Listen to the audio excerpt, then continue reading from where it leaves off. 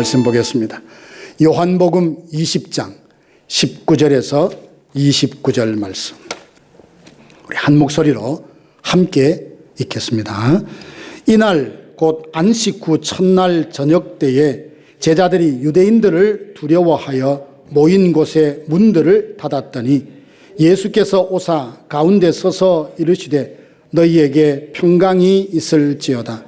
이 말씀을 하시고 손과 옆구리를 보이시니 제자들이 주를 보고 기뻐하더라. 예수께서 또 이르시되 너희에게 평강이 있을지어다. 아버지께서 나를 보내신 것 같이 나도 너희를 보내노라. 이 말씀을 하시고 그들을 향하사 숨을 내쉬며 이르시되 성령을 받으라. 너희가 누구의 죄든지 사하면 사하여질 것이요 누구의 죄든지 그대로 두면 그대로 있으리라 하시니라. 12 제자 중에 하나로서 디두모라 하는 불리는 도마는 예수께서 오셨을 때에 함께 있지 아니한지라.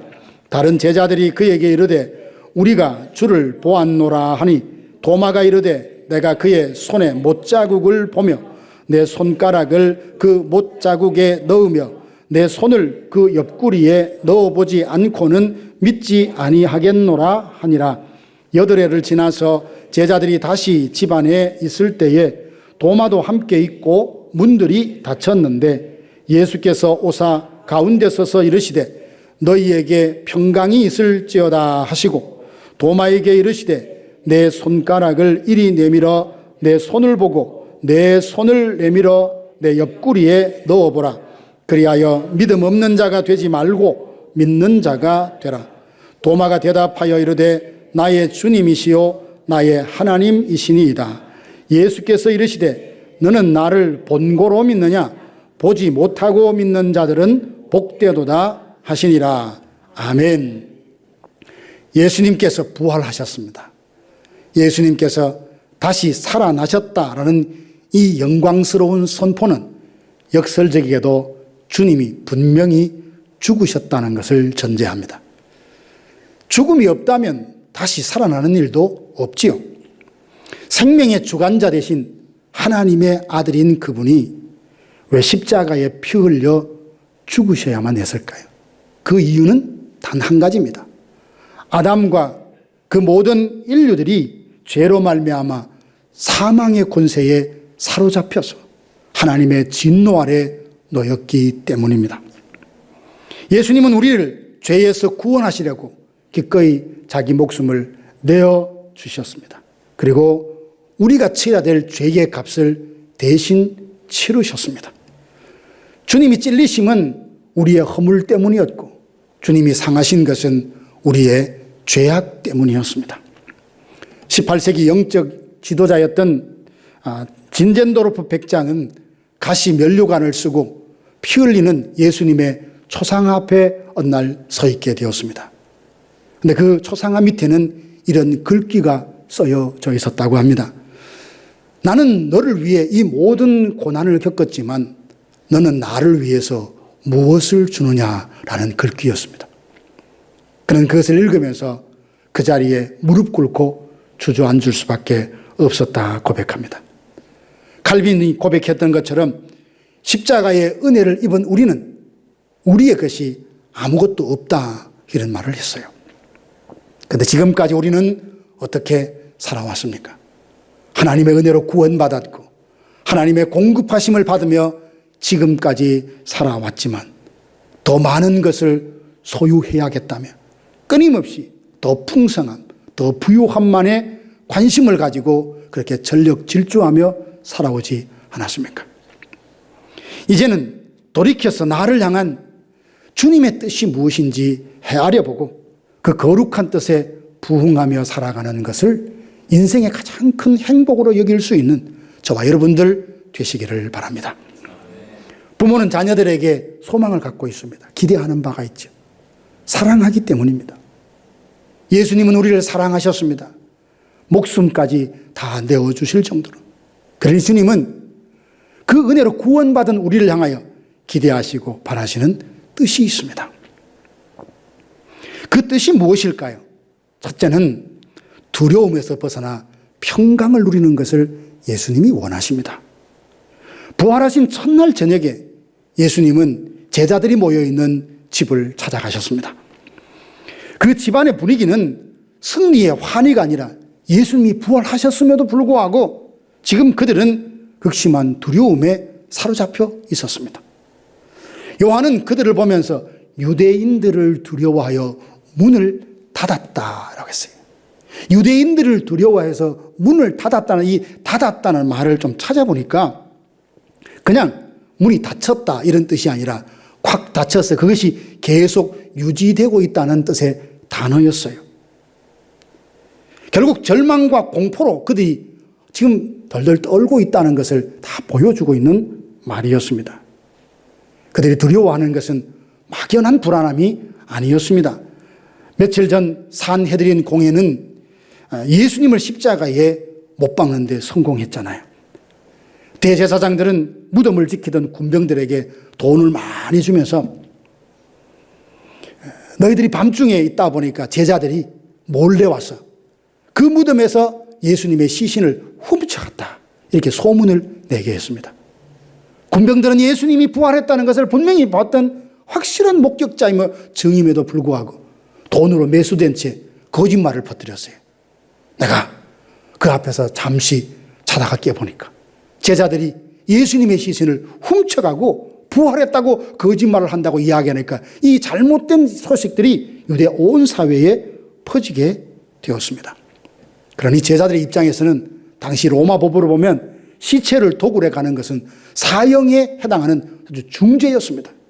그러니 자기가 하지도 않는 일, 그렇게 소문이 퍼져 있으니 어쩌면 자기도 로마에 체포되어서 사형에 이를 수도 있다는 두려움을 가질 수밖에 없었습니다. 거기에다가 사랑하는 예수님은 떠나버렸고 예수님을 홀로 두고 도망쳤다는 죄책감까지 그 마음에 겹치자 두려움과 절망이 그들의 마음을 사로잡게 되었습니다. 여러분, 우리도 다르지 않습니다. 예수님이 이미 부활하셨잖아요. 그럼에도 불구하고 세상의 위협, 불확실한 미래 앞에 서보면 두려워하고 실망하고 절망하곤 하지 않습니까? 이런 많은 상황들이 우리의 마음에 빗장을 걸어 잠그고 두려움 가운데 꽁꽁 묶여 살아갈 때가 혹 없었습니까? 그런데 그 가운데, 그 현장 가운데 예수님이 찾아오셨습니다. 누가 문을 열어준 것도 아닙니다. 예수님이 그냥 통과해서 들어오신 거죠. 그리고 제자들 그 가운데 서서 예수님이 말씀하십니다. 첫 번째 부활하신 예수님이 들려주신 말씀은 그들을 비난하는 말도 책망하는 말도 아니었습니다. 너희에게 평강이 있으라. 너희에게 평강이 있으라. 부활을 믿지 못하고 두려웠다는 제자들에게 한심하다 이런 뜻가 아니라 평강이 있으라. 내가 원하는 것은 너희가 평강을 누리는 것이라 예수님이 말씀하고 계십니다. 민수기 6장 26절 보면 우리가 조금 전 찬양했던 것처럼 여호와는 그 얼굴을 자기 백성을 향하여 드사 평강 주시기를 원한다. 이 말씀이 예수님을 통해서 그대로 지금 선포되고 있는 겁니다. 주님은 제자들에게 조용히 손과 옆구리를 내보여 주셨습니다. 못자국, 창자국, 이것은 단순히 예수님의 신원을 파악하고 확인하는 그런 일이 아닙니다. 십자가에 죽은 그분이 바로 나고 내가 예수님이다 라고 말씀하시고 동시에 그 상처는 제자들의 모든 죄값을 치렀다라고 하는 확실한 증거였죠. 다 이루었다 선언하신 증거가 바로 주님의 손과 옆구리 부활하신 그 몸으로 증거해 주고 계셨던 겁니다. 구약의 엘리야를 기억하시죠? 이세벨의 위협 앞에서 죽기를 구하며 로뎀나무 아래 털썩 주저앉았습니다. 그러나 하나님은 그 엘리야를 꾸짖지 않으셨어요. 어루만져 주시며 먹을 것을 주시고 세미한 음성으로 그에게 용기를 주시고 다시 사명을 회복시켜 주셨지 않습니까? 내가 다 치렀으니 이제 평안하라. 이 말씀이 두려워하는 제자들에게 주신 예수님의 첫 번째 말씀이었어요. 그러나 여기에 극적인 반전이 일어납니다. 20절 끝에 보니까 두려워하던 제자들이 주를 보고 기뻐하더라. 두려움이 기쁨으로 완전히 뒤바뀌었습니다. 상황이 바뀐 게 아니에요. 물리적인 상황은 그대로입니다. 여전히 문 밖에서는 그들을 체포하고 핍박해서 부활의 도를 전하지 못하게 하려는 기세등등한 종교 지도자들이 버티고 있습니다. 그럼에도 불구하고 승리하신 그 주님을 만났고 그 주님이 내 삶의 한가운데 오신 것을 확인하며 그 마음에 기쁨이 가득하게 되었던 겁니다. 골로새서 3장 15절에 보니까 주님과의 관계가 회복되어서 예수 그리스도의 평강이 너희 마음을 주장하게 하라라고 했습니다. 염려가, 걱정이, 두려움이, 분노가 우리를 통제하고 우리를 이끌어갈 수 있습니다. 그러면 모든 표정, 내 삶의 행동, 방향이 다 그 감정에 다 끌려다닐 수밖에 없어요. 그래서 예수님께서 뭐라 하십니까? 이 평강을 너희 마음속에 담으라. 두려움을 다 이겨내고 평강이 임하면 그 평강이, 주님의 평강이 우리를 다스리고 우리를 인도합니다. 사랑하신 성도 여러분, 예수님이 정녕 우리에게 원하시는 것은 두려워하는 마음이 아닙니다. 예수님이 그 마음에 품으셨던 평강, 저와 여러분도 품고 살기를 원하십니다. 그리스도 예수의 평강이 우리의 마음과 생각을 온전히 주장하는 이런 은혜를 누리시기를 주님의 이름으로 축복합니다. 예수님이 원하셨던 두 번째는요, 성령으로 충만케 되어서 그 평강에서 사명을 향하여 나아가기를 원하셨습니다. 하나님은 우리가 평강을 누리기를 원하십니다. 틀림없는 사실이에요. 그러나 평강을 누리는 것이 우리 신앙의 최종 목적은 아닙니다. 배를 만들었잖아요. 폭풍을 피해서 이 배를 항구에 정박해 두었어요. 사람이 배를 왜 만들었을까요? 그 항구에 정박해 시켜 놓으려고, 평안히 안전하게 그렇게 두려고 배를 만든 것은 아닙니다. 거친 바다를 항해하면서 바다의 많은 자원들을 끌어올려 사람들의 삶을 유익하게 하고 부유하게 하기 위해서, 짐과 사람을 바다를 건너고 강을 건너게 하기 위해서 그 배를 만들었던 것 아닙니까? 마찬가지입니다. 주님은 우리가 평안한 안도감 속에서 안일하게 안주하는 것을 원하지는 않습니다. 21절 보니까 주님은 평강이 있으라 다시 한번 선포하신 후에 곧바로 내가 너희를 보낸다 하지 않습니까? 아버지께서 나를 보내신 것처럼 나도 너희를 보낸다 하셨습니다. 여기에 같이라는 말은 아버지께서 아들 되신 예수님을 이 세상에 보내시는 것과 같은 방식으로 예수님은 우리를 세상에 보내신다고 말씀합니다. 권위와 능력에 덧입혀서 그 일들을 가능하도록 갖추게 하셔서 우리를 세상으로 보내신다는 약속의 말씀이죠. 그래서 22절 보니까 이 말씀을 하시고 그들을 향하여 숨을 내쉬며 이르시되 성령을 받으라. 이게 숨을 내쉰다는 표현은 신약 성경에 딱 여기 한 번 나옵니다. 이것은 창세기 2장 7절에 보면 하나님께서 흙으로 사람을 만드시고 그 속에 생기를 불어넣으시니 사람이 생명이 된지라 했죠. 이때 쓰는 말이었습니다. 여호와 하나님이 땅에 흙으로 사람을 지으시고 생기를 불어넣으셨듯이 첫째 아담에게 생명의 호흡을 불어넣으셨던 하나님이 이제 마지막 아담 대신 예수님을 통하여 우리에게 새로운 생명, 새 창조의 역사를 감당하고 계시는 겁니다.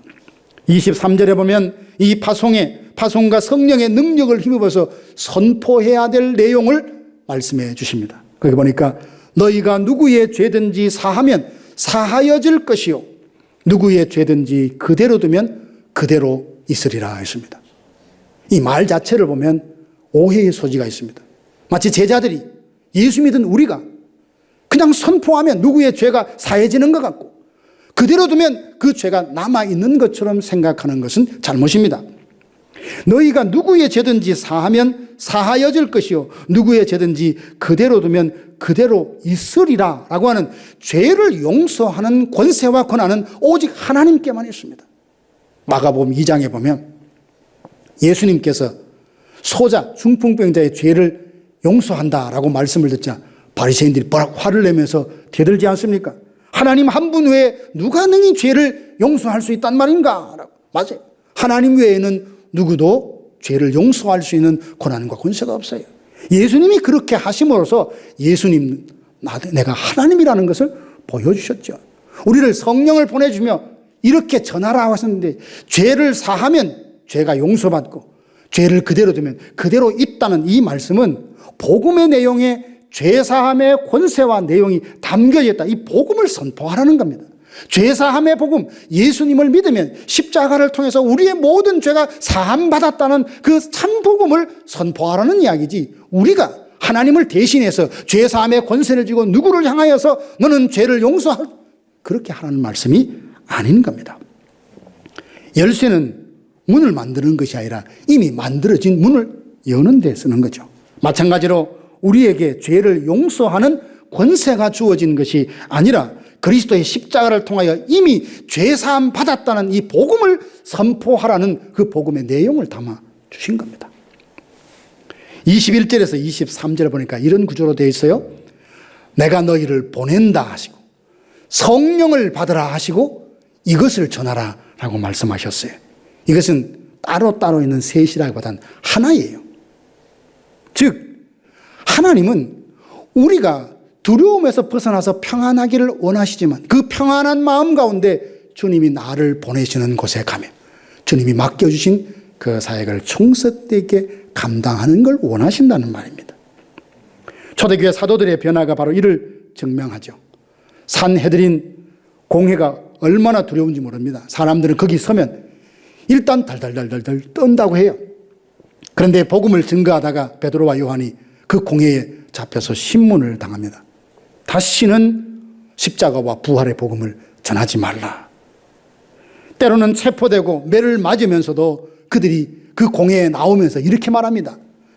예수 그리스도와 복음을 위하여 능욕받을 자로 나를 합당히 여겼다는 사실을 기뻐하며 공회를 떠났다라고 했어요. 하나님, 내가 복음을 전하는데 왜 이렇게 핍박이 많습니까? 왜 이렇게 어려움이 많습니까? 하소연하며 원망하고 불평하는 것이 아니라 복음 때문에, 예수님 때문에 내가 고난받게 되었다는 사실이 기쁘다며 즐거워하며 그 자리를 떠났다라고 했습니다.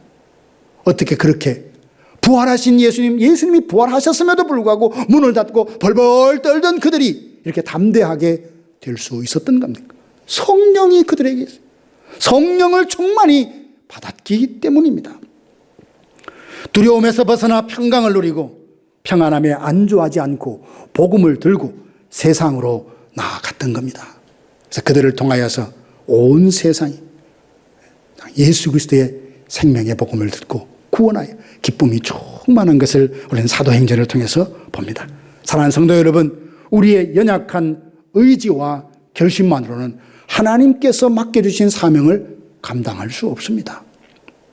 그래서 성령이 필요합니다.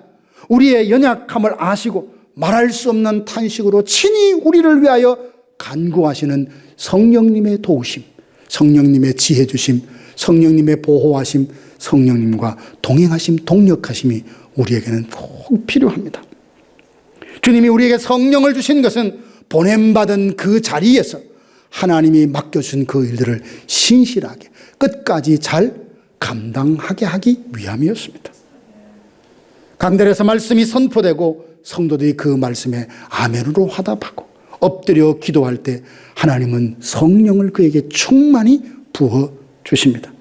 그때 우리의 신앙은 무기력한 종교의 틀에서 벗어나 생명 넘치는 역동적인 삶이 가능해집니다.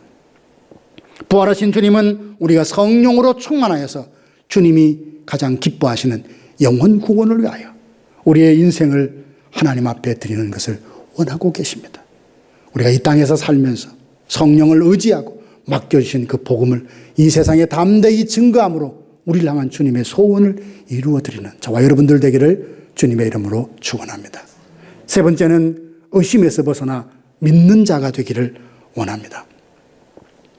가끔 아이들 키울 때 보면 아이들이 늘 신앙 안에서 올곧게 잘 자라면 좋겠지만 좀 교회 가라면 시큰둥한 표정으로 할 때가 혹 없는지 모르겠습니다.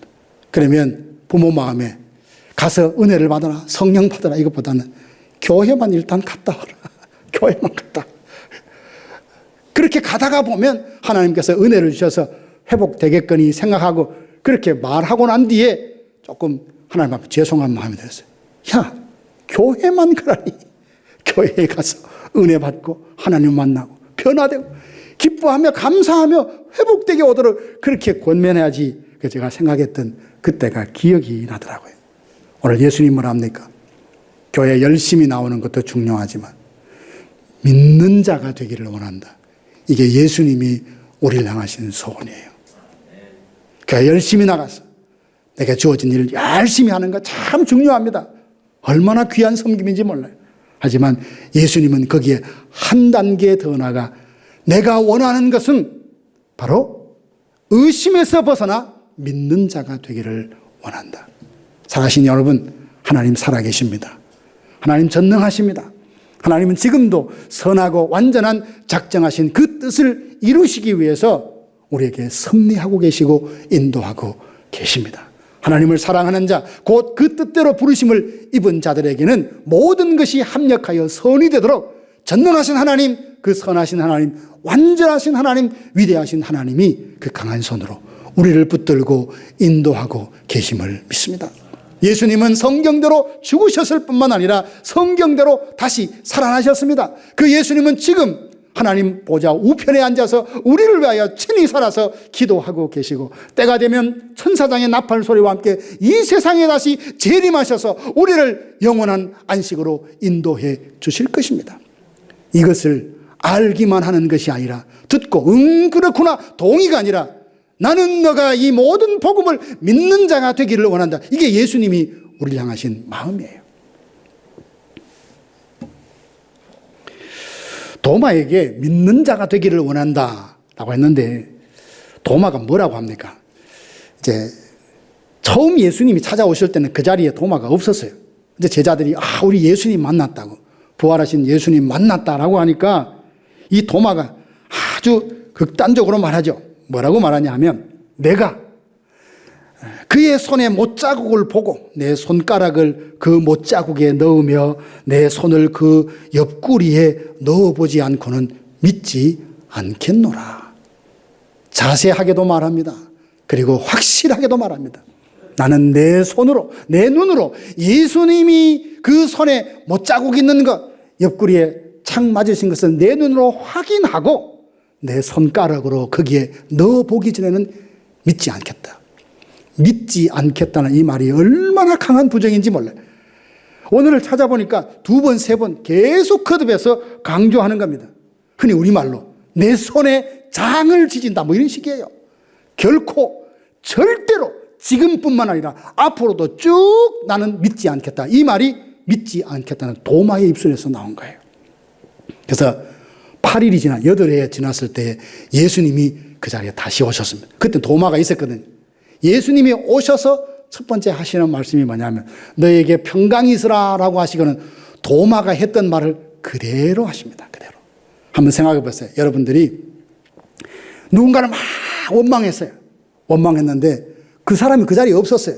근데 다음에 와서 딱 나타나서 내가 내 입으로 했던 그 원망하는 말을 그분의 입으로 줄줄줄줄 듣는다면 얼마나 난처하겠어요. 도마가 제자들 앞에서 나는 결코 절대로 지금뿐만 아니라 앞으로도 쭉 믿지 않겠다. 그렇게 이야기했는데 예수님이 딱 오셔서 야 네가 이런 말 했지 이런 식으로 쭉 말씀을 하신 얼마나 놀랐겠어요. 그러면서 예수님이 하시는 말씀이 뭐냐면 나는 네가 믿는 자가 되기를 원한다고. 믿음 없는 자가 아니라 믿는 자가 되기를 원한다 하시면서 손을 보여주셨어요. 내 옆구리에 네 손을 놓아봐라. 여러분 도마가 손가락을 확인했을까요? 그 손가락을 넣어서 예수님의 옆구리에 찔러 보았을까요? 아닙니다.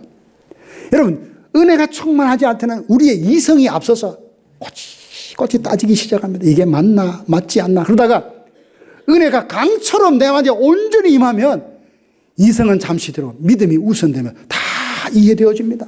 다 받아들여지고 다 옳거니라고 다 선하고 복된 걸로 받아들이게 되죠. 도마가 그랬습니다.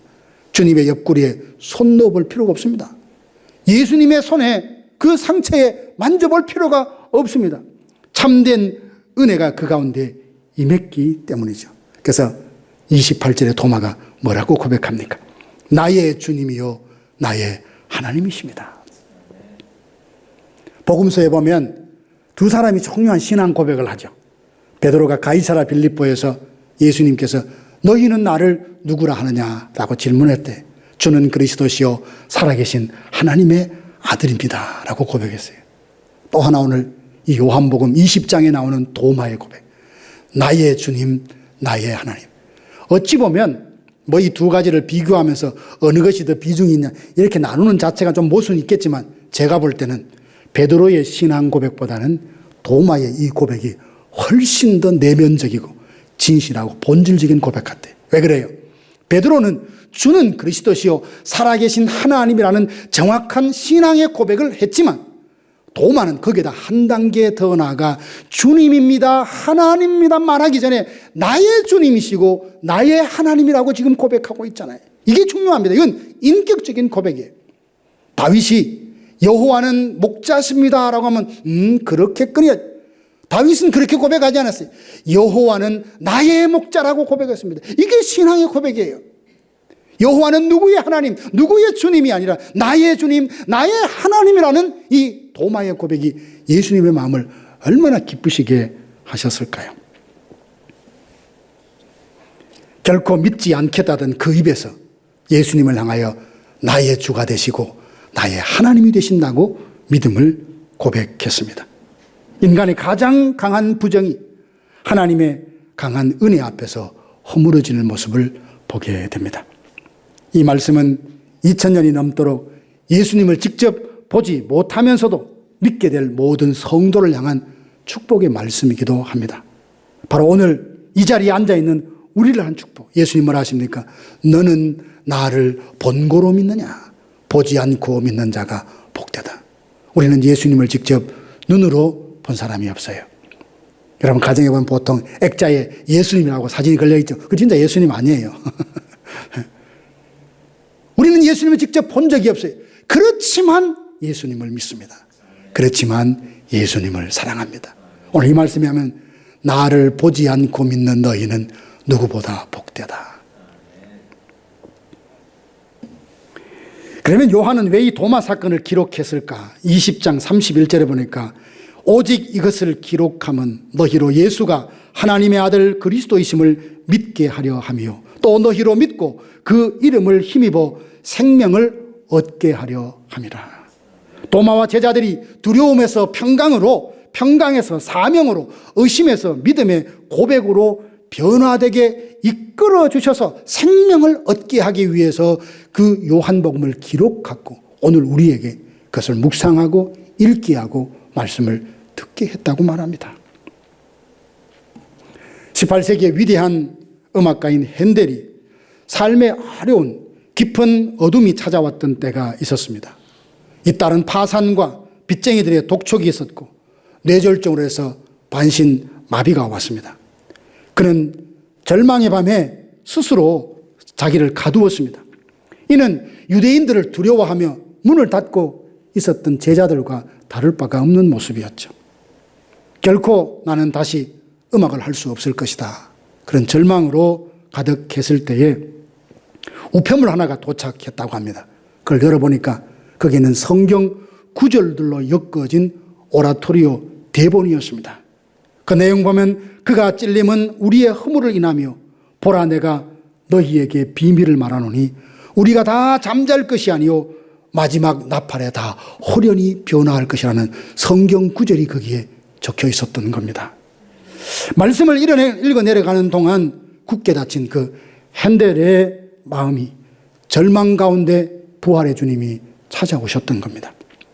그리고 두려움이 그치고 평강이 임했습니다. 성령의 강력한 감동이 그에게 임해서 그는 24일 동안 거의 식음을 전폐하듯이 하고 이 메시아라고는 대곡을 작곡하는데 온 힘을 다 쏟았습니다. 그는 할렐루야 합창을 작곡하며 눈물로 이렇게 고백했다고 합니다. 내 눈으로 열린 천국과 위대하신 하나님을 직접 목격했다고요.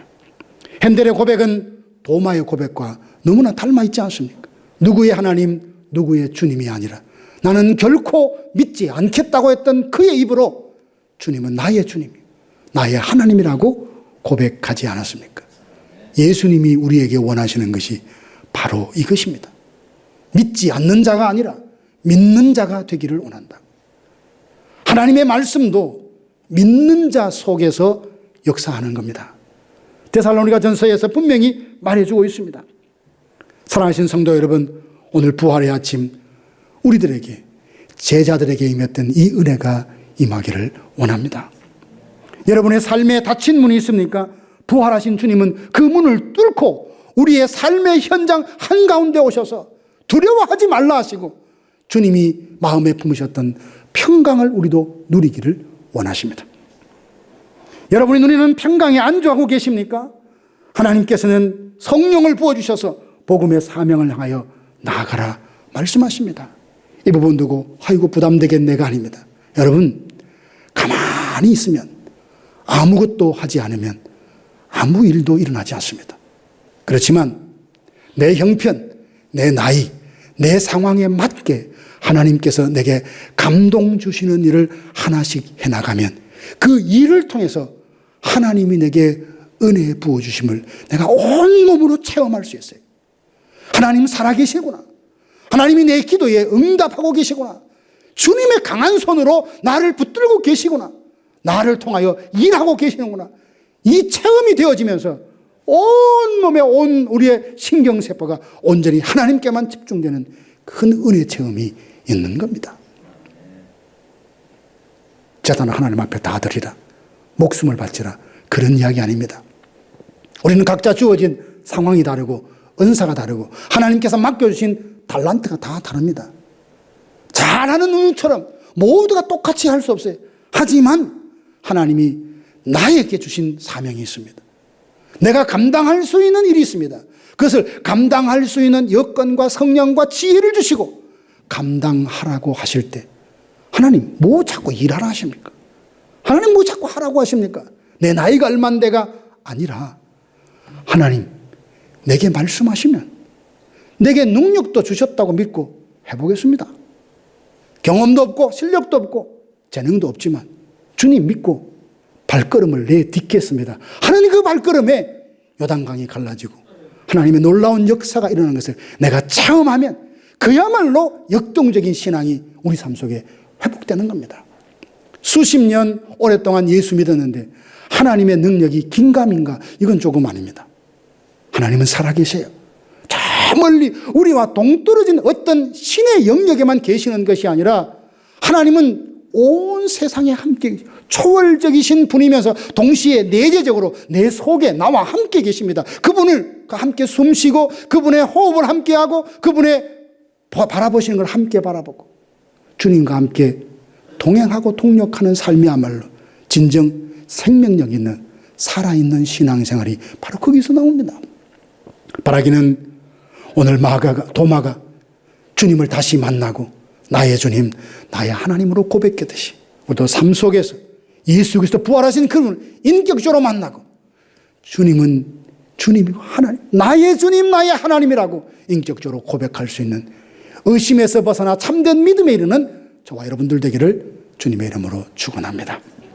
사랑하는 성도 여러분, 오늘 말씀을 통해서 부활하신 주님은 우리에게 평강을 주시기를 원하고 우리를 세상으로 보내서 복음이 증거되기를 원하시고 의심에서 벗어나 참된 믿음에 이르기를 원한다는 이 예수님의 소원이 저와 여러분의 삶 속에 실현되고 성취되어지는 놀라운 은혜가 있기를 주님의 이름으로 축복합니다.